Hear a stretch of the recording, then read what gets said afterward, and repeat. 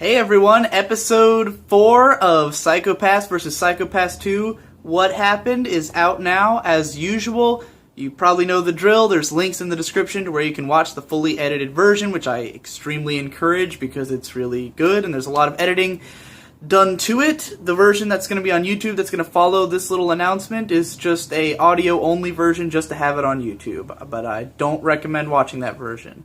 By the way, if Dailymotion links don't work for you for whatever reason, there's also a Google Drive link on the text version of the post, which you can also find in the description, so go to that. Also, by the way, while I've got you here, I don't know anything about Watch Mojo, other than that they're doing some kind of top 10 anime reviewer video thing or something.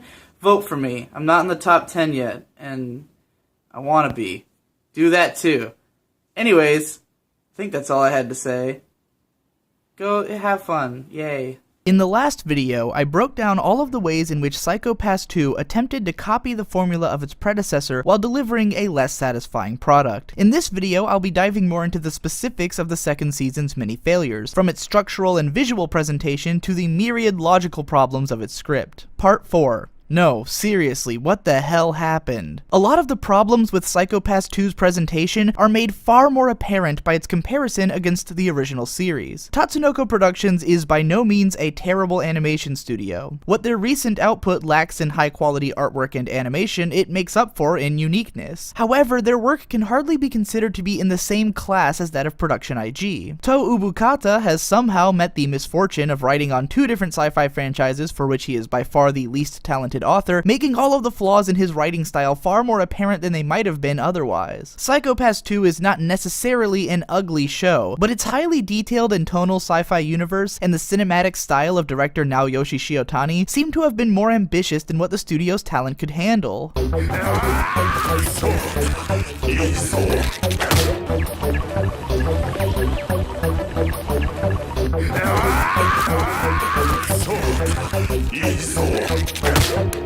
Regardless of the fact that Psycho-Pass 2 is a sequel, its poor use of shot composition, color design, and overall cinematography give it a drab, boring, and unmemorable feeling. The fact that it is a sequel, however, makes it easy to see how the setting and shot compositions should have looked had they been handled by the team which originally gave the series life. I've already made a separate video in which I broke down the differences in shot composition between the first and second seasons, so I won't go too heavily into detail about that here, but I will talk a little bit about the overall design sense. The creative team behind the first season of Psycho-Pass has stated that they wanted the characters to look appealing and relatable in contrast with the darkness of the show's story and setting. This was a brilliant decision, as it not only allowed the viewers to grow more attached to the characters, but also allowed for the series to easily transition between relaxing and intense scenes, without either type of scene feeling out of place in the show's world. Psycho-Pass 2 changes the character designs in a way that makes them look more serious and dark, which robs them of a lot of the contrast that made them great. Whereas Season 1's Akane could relax in cute pajamas at home and then turn into a hard ass at work when the chips are down, now she is permanently trapped in serious mode, and her character experiences no levity whatsoever over the course of the second season. Even though it took place in a dark urban metropolis, the first season of Psycho-Pass was typically brightly lit, with no shortage of different colored lights injecting unique life into each scene. Even when Kogami was trapped in an underground dungeon, there was a lot of interplay between different colors to give the location a vibrant look and keep it from getting boring. Psycho-Pass 2, meanwhile, is always muddy and dark and boring. The difference that I feel when watching episodes of each show back to back is like night and day, even though, once again, it's not like Psycho-Pass 2 is an outright ugly show. It's just that the first season went so far above and beyond what anime is typically capable of in the name of creating the most visually engaging product possible that every single way in which the sequel fails to live up to that quality becomes glaringly apparent. Likewise, going back and watching the first season of Psycho-Pass after sitting through all of season 2 gave me a whole new level of appreciation for the dialogue and pacing of the original. Even though people like to accuse Gen Urobuchi of loading his dialogue down with exposition, almost every conversation in the original series is also sprinkled with natural dialogue in order to make it flow more expressively. There are no shortage of scenes wherein characters are just hanging out and having a conversation, regardless of what the viewer might learn from it, which allows the characters to come into their own as believable people. What critics seem tend to ignore when they complain about expository dialogue is that a lot of real-life conversation is itself expository. Communication is largely a way of conveying information and sharing ideas between two parties. The characters in Psycho-Pass tell one another things because there are things that they need to know. They make extensive literary references for the same reasons that people make literary references in real life, to help build on and flesh out their ideas, using context which they've gleaned from other sources. In a series centered around social and psychological analysis, it only makes sense that the characters would discuss and reference other sources and concepts related to those practices. Never once in the course of watching Psycho-Pass did I feel that the dialogue was unnatural or that I was being loaded down with an excessive amount of exposition all at once. Psycho-Pass 2, meanwhile, is a series with no breathing room. It tries to get so much done between all of its characters, plot threads, and action set pieces that it never gets a chance to shut up for a moment and allow the characters to operate naturally, or to give the viewer time to sit back and process the information which they've been presented with. Psycho-Pass may have been a fairly wordy series, but it was one which had a natural ebb and flow between the quiet character moments, loud action sequences, and even a fair deal of suspense. Psycho-Pass 2 feels like it's shouting at the viewer constantly with an endless stream of exposition, action, violence, and drama. As a result of being so one-note, each episode quickly becomes exhausting, and the series seems to drag on and on without any moments that stand out. Psycho-Pass managed to consistently introduce and play around with new concepts in nearly every scene, be they expansions of our knowledge about the setting, plot, or characters, or simply bits of dialogue that allow the characters to express their unique personalities. And it does this without any scene or piece of dialogue feeling unnecessary. Every scene has a purpose, no matter how small, which allows the moment-to-moment experience of the series to remain engaging, even before we are privy to the grand overarching narrative of what's going on. Meanwhile, in spite of screaming at the viewer constantly, a lot of what happens in Psycho-Pass 2 is either boring or unnecessary. It's been so long building up the mystery of its plot and characters without giving the viewer anything to chew on that it feels like one long waiting game. Most of the concepts which it does bring up are things which the first season already covered, and the characters spend more time wondering to themselves about what might be going on than they spend discussing the possibilities. The entire story of Psycho-Pass 2 feels like it could have been told in half the episodes with no loss of information if the script were just tightened up. Now, before I start majorly tearing into all of the logical problems that occur in the script of Psycho-Pass 2, I think it's important for us to have a discussion about suspension of disbelief. Essentially, a viewer's suspension of disbelief is the extent to which that viewer is willing to buy into the logic which a story presents them with. In order for a viewer to remain engaged with a story, they must be willing to accept that the events which happen in that story have a logical flow in the context of that story. In other words, the story has to make sense, even if the things which happen are not necessarily realistic. From the ground up, Psycho-Pass is a series which asks a lot of the viewer's suspension of disbelief, and I have seen no shortage of people who said that they dropped the series just because they couldn't buy into the idea that society would allow itself to be controlled by something as deeply flawed as the Sybil system. There are some pretty silly and out there things in the first season, such as Senguji's robot hunting dogs, or the industrial weaponized mechas, or even the Dominators themselves, which for some reason can make people explode from within. However, I'm going to make the case that while Psycho-Pass may have had some pretty out there sci-fi concepts, it also has a high degree of purchasing power when it comes to suspension of disbelief. You see, a big part of what makes the sci-fi and fantasy genres work is that the concepts behind them are interesting, and often have some kind of applicability to the concepts of reality. While it may take some suspension of disbelief to buy into the setting of Psycho-Pass, it is because of what that setting says about reality and the ways in which we relate to it that the setting is interesting. We are willing to become invested in the stories of this world because the world is interesting, and likewise, as the characters and storylines prove themselves to be interesting, we can allow ourselves to engage on an even deeper level. Suspension of disbelief is like a tightrope that each viewer walks across the course of a series. Blowing in from one side is the wind of fantasy, while counterbalancing it is the wind of logic. If the fantasy gets to a point where the logic no longer justifies it, then the viewer stands a higher chance of falling from the tightrope and losing interest in the story. And not every viewer can balance on the tightrope in the same way. Some viewers will easily buy into the logic which a series provides, or might not even care whether the story makes any logical sense at all. Others will have their suspension of disbelief broken easily and lose their ability to connect with the story. The reason I'm explaining all of this is that the first season of Psycho-Pass never broke my suspension of disbelief. While there were some things which I found to be kind of cheesy, there were so many relatable and interesting elements to the story that I was able to remain wholeheartedly engaged from start to finish. It is possible that there are more logical problems in the first season than I realize, and it's also possible that some of the logic which I was capable of buying into is stuff that other viewers just couldn't accept. Psycho-Pass 2, however, shattered my suspension of disbelief into a million pieces. Maybe it wouldn't have happened if I'd been more interested in the story or characters, or if the presentation had lived up to that of the first season. Whatever the case may be, because the series failed to engage me with its storyline, I found myself thinking more about its many logical fallacies than I did about its main narrative. It's possible that all of the things which I'm about to describe did not bother others at all, or that others didn't even notice them. However, these many illogical details were, more than anything, what ultimately left me angry, bitter, and disengaged for the majority of the time that I spent watching Psycho-Pass 2. Now, I've already talked a lot about how Mika Shimotsuki's personality is completely irrational, so I won't get too deep into complaining about it again. But in the first episode, Mika claims to have been working as an inspector for a year and a half now. This would mean that she's been working alongside Akane for long enough to be well aware of Akane's methods and their effectiveness. Yet, she spends the entire episode reacting to Akane's actions as if they are a big surprise. This also raises questions about what happened to the two enforcers that were working under Akane and Mika for the past year and a half. At the end of season 1, when Mika shows up for her first day on the job, we see 4 enforcers step out of the van, but only Yayoi and Ginoza's faces are shown. However, at the start of season 2, Akane says that Sho and Togane are being brought into the field for the first time. What happened to the other 2 enforcers, and how has Mika only just now started reacting to Akane's methods? If Ginoza's explanation for why he is changed is that it came naturally from working with Akane for so long, then how come Mika hasn't been affected in the same way as well? When the criminal in this episode is attempting to make his escape, Kamui poses as his hostage and frees himself, which the inspectors conclude is a distraction after realizing that the hostage can neither be detected by the system nor appears to be a real person. The trick here is that Kamui himself cannot be detected by the system and is wearing a hollow suit of a non-existent person in order to disguise himself while he works. However, where the logic falls apart is in that the inspectors assume that the hostage is literally nothing more than a hologram. Up until this point, it has always been suggested that the holograms in this world are being projected out of something. All of the holograms which we've seen have either been stationary or have been overlaid onto a person or robot or car underneath. The idea that something can just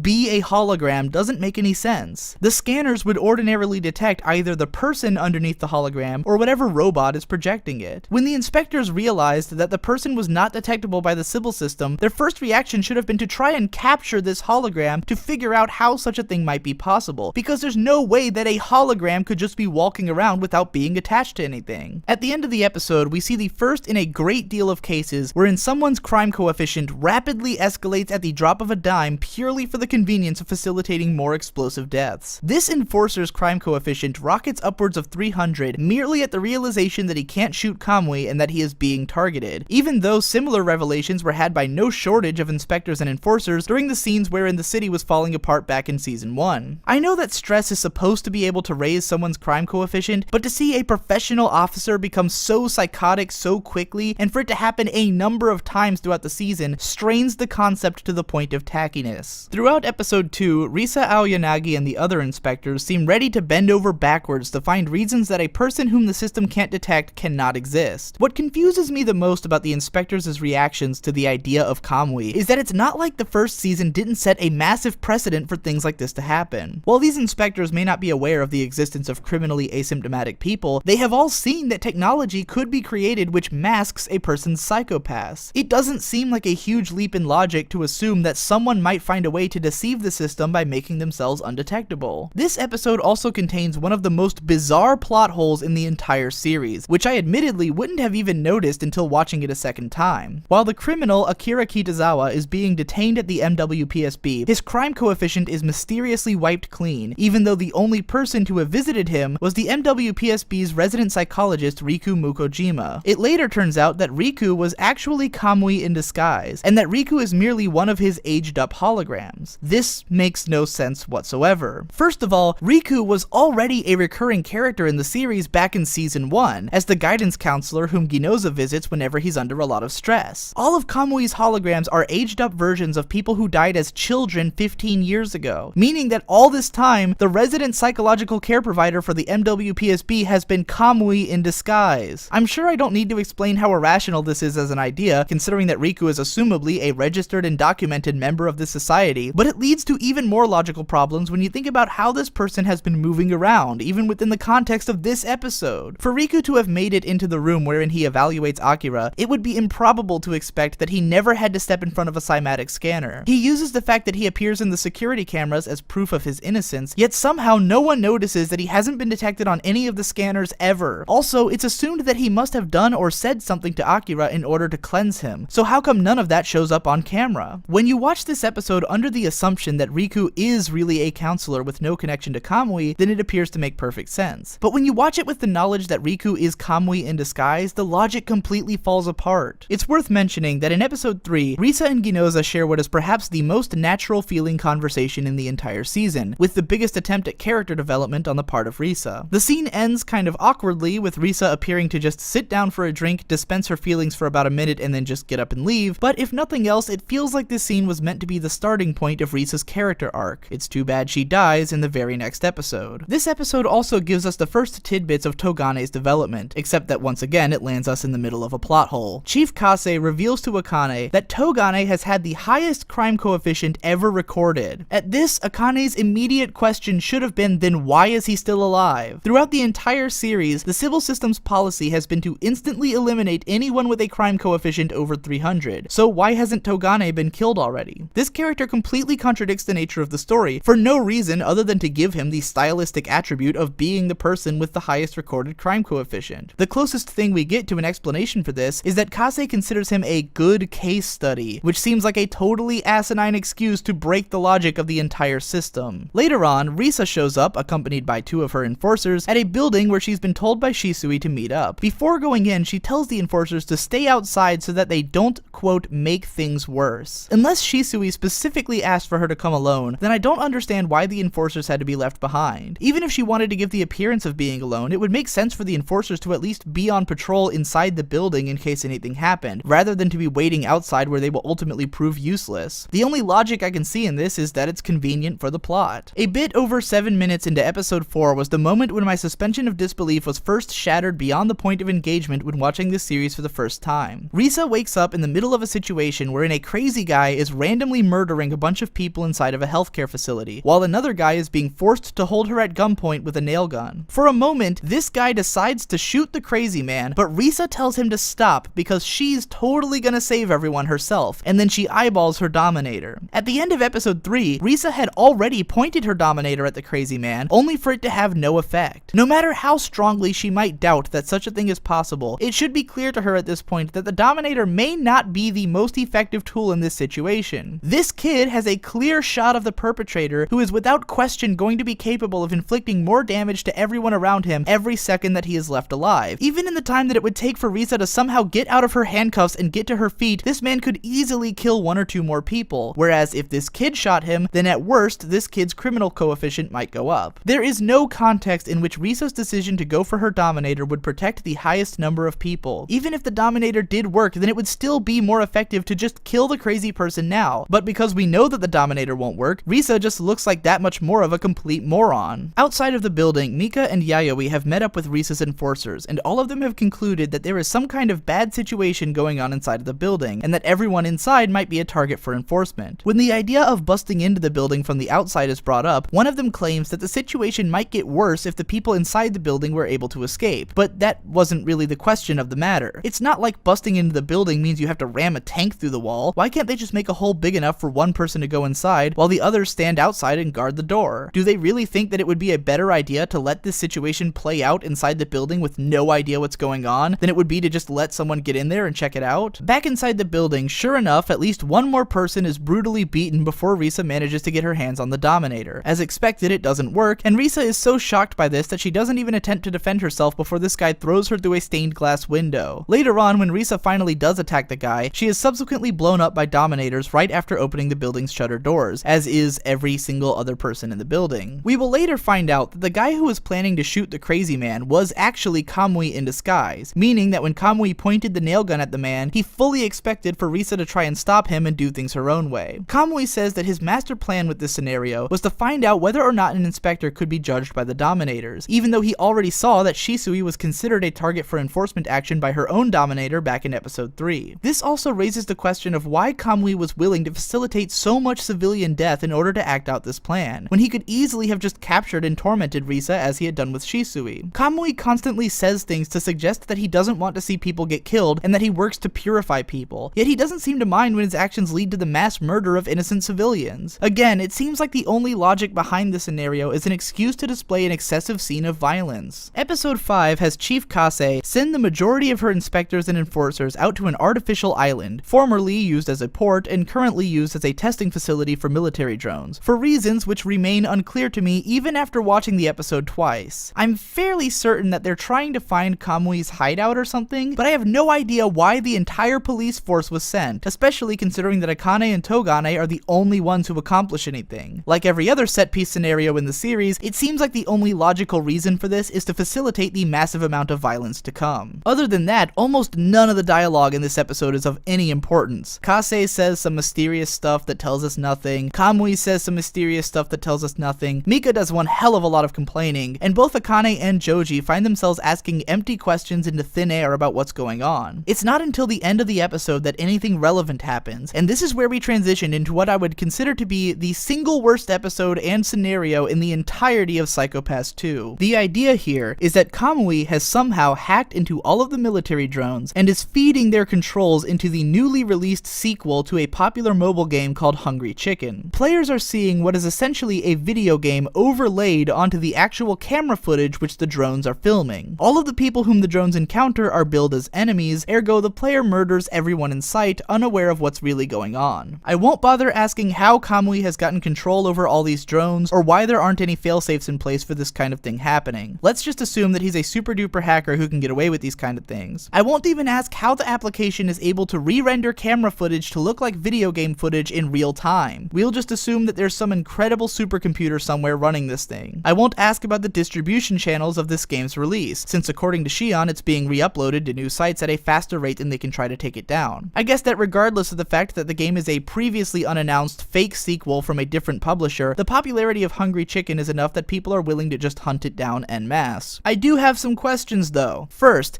just how many drones are there? Does every single person playing this game have access to a drone? Was the release of this game online somehow limited exclusively to people inside of this city? Not that that would be implausible, I'm just asking. When someone gets a game over, can they start over with a new drone, or does the game just become unplayable? If the players are seeing through the eyes of the drone's camera, then why is the game set in third person instead of in first person? In the game, the chicken is only capable of moving its entire body and not its head. So does this mean that the drones only have forward-facing cameras which can't move? Why does the bullet spraying pattern of the chicken look nothing like that of the drone? What's up with the HUD overlay? If the engine of this game is just a graphical overlay placed on top of what the drones are actually seeing, then why is everything so simplified? On what grounds does it decide which objects need to become simplified? How does the system decide how to display different elements as different objects? For instance, regular military workers are displayed as a different enemy type, which one of the players refers to as small fries, whereas the inspectors and enforcers are another type. Does this mean that the drone is equipped to differentiate between MWPSB officers and regular military personnel? It's hard to tell whether this might be the case, but do the players actually have a full range of aiming? Assuming that they move with one thumb and shoot with the other, how can they aim in 3 dimensions? We see the drones firing in 3 dimensions, but it's not clear how this would be possible with the game's controls. Is this supposed to be an online game? Because surely these players will quickly notice that they are all playing in the same map and that they are all working towards the same goal. Would this cause the players to team up, or would it cause them to play competitively? Would they strategize together? How long will it take them to realize that this game is incredibly badly designed and boring? Towards the start of the episode, Akane is running from one of the drones on foot, even though the drone is on wheels. Its aim is so bad that she manages to escape its minigun fire and duck around a corner, getting far enough away somehow that there's plenty of time for Togane to move into position and destroy it. In fact, all throughout the episode, we will see Akane somehow making narrow escapes from an enemy which should be far faster and more lethal than she is, with her impractical escapes being obfuscated by constant scene transitions. We also see that Kamui has created some kind of device which allows him to use a Dominator because it recognizes him as Shisui. You know, I wasn't gonna bother asking how he managed to put Shisui's eye into his own head, or how both of Shisui's eyes are somehow still linked by the Dominator, or even how Shisui is still able to use the Dominator when it's connected directly to the Sibyl system and would be aware of every single usage she makes of it, but I do have to ask, how can it be so easy to imitate an inspector to the point that you can trick the system into believing that there are 2 of the same inspector running around? What in the world is this device on Kamui's hand that makes this possible? While we're at it, when Shisui Hisui shoots Kaede, why is his crime coefficient over 300? Kaede has just taken out one of the drones, which does not constitute any kind of criminal activity, so why is he a target for lethal elimination? Back in Season 1, there was a scene wherein Kogami shot a criminal who was mimicking his own Psycho-Pass, and his crime coefficient went up to 285. Kogami remarked that it had gotten that high because he was honestly considering murdering this man, and he says that he's glad the number didn't get over 300. Kaede is just doing his job normally and isn't even fighting a human opponent, so how has his crime coefficient gone up so high? Halfway through the episode, it's suggested that the game has now marked Akane as the main target for all of the drones to attack. Was this a pre-scripted event, or is this change being made in real time? If it's the latter, then who is updating the program in real time and how? It can't be Kamui because he's busy murdering everyone and taking their dominators. Around here we also get the line, 8 playable hollows, each with 15 hollow layers. What is this referring to and what does it mean? We then see a drone come busting through one of the walls. Was it conveyed to the player in the game somehow that busting through a wall would be possible? Are walls of a certain thinness just not portrayed in the game engine? If not, then how? For that matter, if the player can only see what the drone's camera sees, then how did it know that Akane was on the other side of that wall? What's the deal with the in-game perspectives in this shot wherein Akane vaporizes one of the drones? It's not only in third person, but the camera is off to the side of the player, and instead of shooting a ball at the player, she's shooting a beam of lightning. How is the drone's camera interpreting this? So, after a ridiculous scene wherein Akane and friends take out the majority of the drones, the players are given a continue screen, and now suddenly have control over police robots. Once again, I won't ask about how Kamui hacked into the Sibyl System's own robots. We'll just assume that he's a super duper hacker. I won't ask how he accounted for the completely different control scheme of the robots, or about the fact that the robots don't have any guns, but instead only have electric tendrils, which ought to be much more complicated to control. I do have some questions though. Why are there suddenly tons of these robots on the island, and in such close proximity to Akane and the others that they are immediately on the run from them? We didn't see any of these things the entire time while Akane was easily escaping from military death machines on wheels, but now that she's just running from police robots, there are suddenly 3 of them on her tail. Also, did Ginoza just destroy one by punching it in the face? I know he's got a metal arm, but what kind of force would he have to use to do that? If the goal of the Hungry Chicken game is still to take out the NWPSB officers, then why do players also get control of a bunch of random robots all over town? Why are innocent civilians now targets as well? Wasn't the point of this that Kamui wants to collect Dominators and possibly to kill Akane specifically? So finally, Shion and her crew activate their plan to dispel the graphical overlay of the video game so that the players will see what the actual cameras are seeing. Right away, this whole conceit goes out the window when we see 3 players holding their tablets and all 3 of them have the same image of a dead inspector on them. Never mind the fact that players have been constantly on the move, or the fact that this footage would have come from one of the drones which has already been destroyed, considering that the inspector is full of bullet holes. But even if we did assume that there for some reason were 3 drones camped around one guy's dead body, they wouldn't all be seeing the exact same image. So now we're given the impression that Shion is not in fact feeding the real footage into the game, but is just showing the players a random clip show of what they've been doing. Now bear in mind that the risk involved with this plan was that if people saw what was really happening, then it would cause the area stress to skyrocket all throughout the city. However, if it's possible for Shion to just broadcast whatever footage she wants into the game, then she could have just given everyone a blue screen of death and killed the game that way. Pretty much anything which made the game unplayable would have sufficed, assuming, as the show seems to, that there's no possibility or motivation for the villains to get their own system back online. The situation only becomes even more confusing at the start of the next episode, when we see that some players are actually still playing the game even with the real-life camera mode, as their crime coefficients go up. There is no way to reconcile this contradiction. We clearly saw before that Shion was feeding pre-recorded video into the game, but now the game is somehow being played the way that she said it would, with the real cameras. It's like the writer wanted to have his cake and eat it too by going through with the concept while also having the more dramatic visuals of people watching inspectors get killed on video. At the end of the episode, Akane and Togane have Kamui at their mercy by gunpoint, but Akane doesn't want to shoot him and Kamui escapes by boat. Wouldn't it have been easy enough for Kamui to radio in like a helicopter or a speedboat, or at least to report the name of the boat and what direction it's headed in so that it could be tracked down or captured or something? Would it even have been difficult to follow Kamui's movements when they know for at least a moment exactly where he is and what direction he's headed in? To me, this episode is representative of everything wrong with Psycho-Pass 2. It speaks to how much the presentation and writing of this season was bent to fit with whatever ideas Toa Ubukata wanted to force into the story, without consideration for whether or not those ideas actually made sense in the context of the setting. Psycho-Pass may have had some silly and over-the-top moments, but all of them fell in line with the logic of the show's universe and characters. Psycho-Pass 2 has the writers deciding that they want to have a scene wherein players unwittingly murder a bunch of MWPSB officers to a video game, and the logic of the scenario was built around the idea, instead of the idea itself having been built out of the logic of the setting. This, I think, is the key to understanding the difference between the writing styles of Gen Urobuchi and Tou Bukata, and will continue to define the problems with Psycho Pass 2 moving forward. After an episode like that, I think we need to take a little break, so catch me in the next video wherein I'll continue to break down the logical problems of Psycho Pass 2 before finally drawing my conclusions about this whole comparison and wrapping things up. If you like these videos, then consider supporting me on Patreon or PayPal, or just by sharing these videos around. I'll see you in the next one.